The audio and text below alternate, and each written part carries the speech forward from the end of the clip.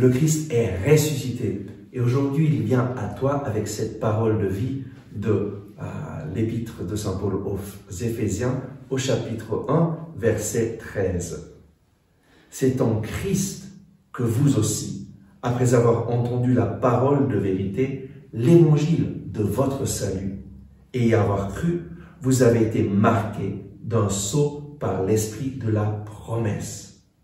Et donc c'est en Jésus que, après avoir entendu la parole de la vérité, lorsque nous écoutons la parole de Dieu, lorsque nous l'accueillons dans notre vie, cette parole produit en nous une transformation.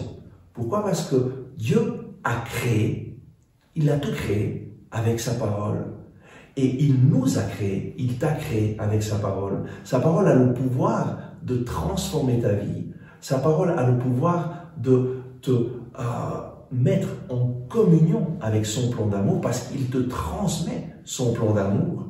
Et donc, après avoir entendu la parole de la vérité, l'évangile de votre salut, la bonne nouvelle du salut, et y avoir cru. Parce que c'est lorsque nous croyons que ce que Jésus a fait il y a 2000 ans est pour nous.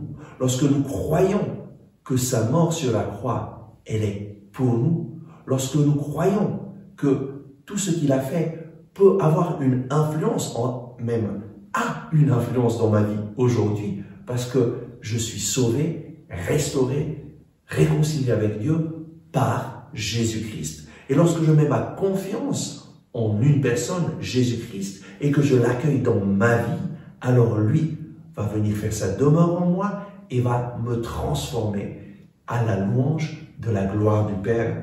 Et Saint Paul nous dit que lorsque nous avons cru, nous avons été marqués d'un sceau par l'esprit de la promesse.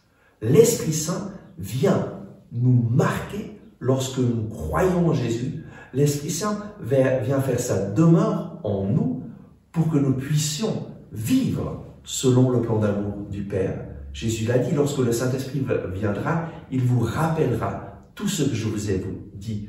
Et donc c'est grâce au don du Saint-Esprit que nous pouvons vivre cette vie de communion avec le Père, cette vie de communion avec Jésus. Voilà pourquoi nous avons besoin d'invoquer le Saint-Esprit chaque jour pour lui demander de réaliser en nous cette œuvre de rédemption qui, il y a 2000 ans, a été réalisée par Jésus, mais j'ai besoin que cette œuvre se réalise aujourd'hui dans ma vie.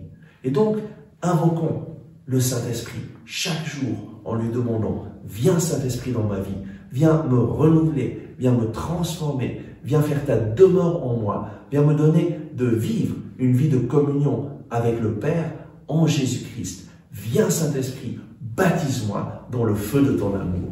Viens Saint-Esprit aujourd'hui. Amen. Santo Spirito, tu sei la forza.